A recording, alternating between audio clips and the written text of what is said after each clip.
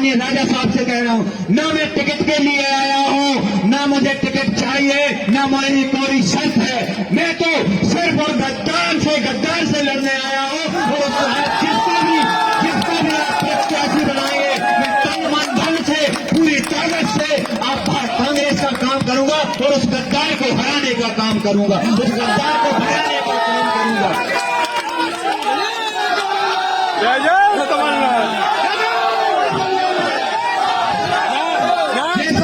जैसे ही आपने हमें तारीख दी कि राजकुमार तुम्हें इस तारीख को पार्टी की सदस्यता ग्रहण करना हो, मैंने शायद है गिने चुने 10-5 लोगों को फोन लगाया हो।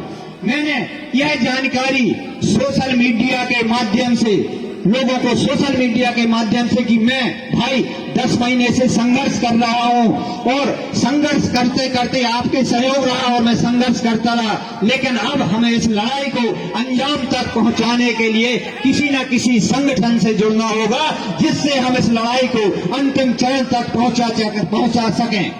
और जिस तरह से आप सब लोगों का जन समर्थन हमें प्राप्त हुआ, मैं हृदय से आपके चरणों में नमन करता हूं, आपका वंदन करता हूं कि आपका स्नेह और आशीर्वाद इसी तरह बना रहे। हम माननीय हमारे जिले के अध्यक्ष माननीय आनंद अहिरवार जी और समस्त कांग्रेस पार्टी के समस्त पदाधिकारियों नेताओं से कहना चाहता हूं कि मैं ईश्वर से प्रार्थना करता हूं कि हमसे ऐसा ना हो कि हम पूरा प्रयास करेंगे ईश्वर से कि हमें ऐसी शक्ति दे कि मैं इस दल में सम्मिलित होने के बाद मुझसे किसी भी कांग्रेस कार्यकर्ता को, किसी भी नेता को ठेस ना पहुंचे, ऐसा मैं आचरण नहीं करूंगा।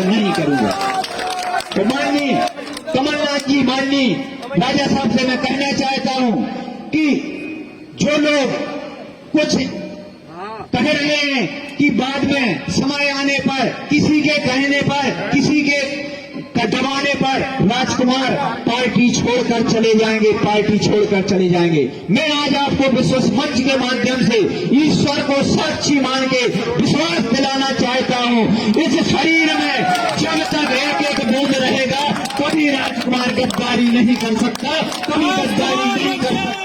मध्य प्रदेश का वो गृह मंत्री जिसने दतिया के आम आदमी की आवाज को दबाने का काम किया, जिसने दतिया की खुशहाली को तोड़ने का काम किया, जिसने दतिया के सामाजिक सौहार्द को तहस नहस करने का काम किया, उस गृह मंत्री ने मेरे सगे भतीजे यहाँ खड़े होंगे, ब्रजमोहन शर्मा सेवा सोसाइटी के अध्यक्ष थे, जिला पंचायत का चुनाव लड़वा रहे थे,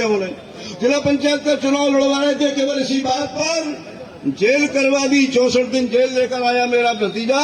मेरे भाई इंदौर में रहते हैं, उन भाई के यहाँ पुलिस पहुंचा दी और पुलिस पहुंचाकर कहा कि यदि अवधेश नायक ने सरेंडर नहीं किया भारतीय जनता पार्टी में मुझे नेता स्वीकारने का काम नहीं किया तो तुम्हारा सब कुछ ध्वस्त कर देंगे, तुम्हारे खिलाफ ऐसा कर देंगे, वैसा कर देंगे। मेरे तमाम सारे कार्यकर्ताओं के घर पर रोक कर पुलिस पहुंचाने का काम किया। यदि किसी की गाड़ी किसी टोल टैक्स से निकल जाए मेरे कार्यकर्ता की, तो टोल टैक्स के कर्मचारी फोटो खींचकर वहां कह देते थे और बाद में 2 महीने बाद, 1 महीने बाद उसके ऊपर लूट का प्रकरण दर्ज हो जाता था।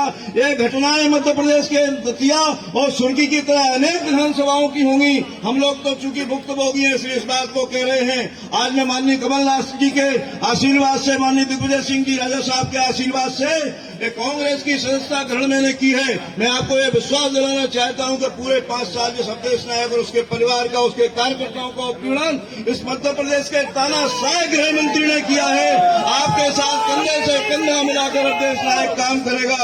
रही टिकट की बात, तो टिकट की तो कोई बात ही नहीं होती। जब संघर्ष होता है तो संघर्षों में शर्तों की कोई इबारत नहीं लिखी जाती, संघर्षों की कोई बात नहीं होती। केवल एक मुद्दा, एक नारा, दतिया की आजादी, नरोत्तम मिश्रा की तानाशाही समाप्त करने का नारा है। माननीय कमलनाथ जी, मंच पर विराजमान हमारे वो सारे योद्धा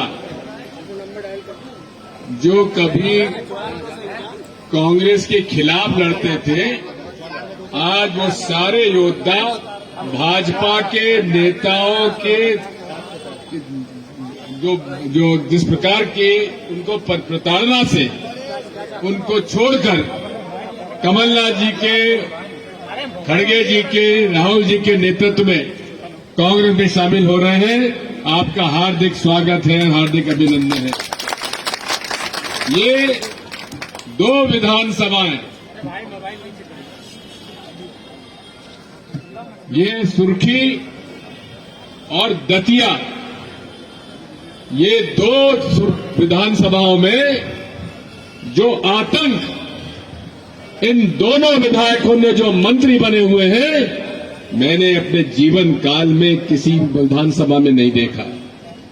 झूठे प्रखंड बनाना तो ऐसा था, मोबाइल नीचे कर लो। SC ST का आरोप हर किसी खिलाफ लगा दो। और मैं दतिया भी गया, गांव-गांव गया, सुर्खी भी गया, उन सब लोगों से मिला जिनके खिलाफ अन्याय और अत्याचार इन दोनों बेईमान, भ्रष्ट और आतंकवादी मंत्रियों ने किया था। हम दावे के साथ कहते हैं, जिस तेजी से जो हमारे कोड ऑफ कंडक्ट लगने वाला है, उसके पहले धीरे धीरे धीरे ऐसी तेज रफ्तार से भाजपा टूटेगी कि आपको किसी को अंदाजा नहीं होगा। हम लोग दावे के साथ कह सकते हैं, इस बार कांग्रेस की सरकार बनेगी और इतने विधायकों की बनेगी कि ये कभी मामा और मामा के आका कभी तोड़ न सके। बहुत बहुत धन्यवाद। मैं सुन रहा था, सुर्खी की बात सुन रहा था, दतिया की बात सुन रहा था।